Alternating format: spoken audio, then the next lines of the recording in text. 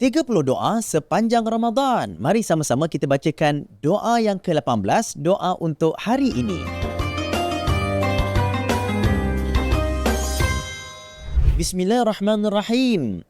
Allahumma nabbihni fihi li barakati asharih wa nawwir fihi qalbi bidiyai anwarih wa khuz bi kulli a'dha'i ila ittiba'i atharih binurika ya munawwir qulubil arifin.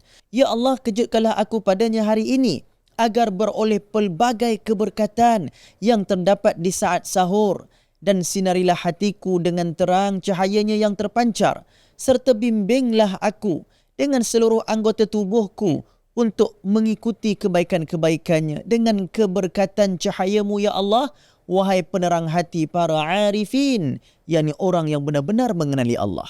Walhamdulillahirabbil alamin. Amalkan, pasti mustajab.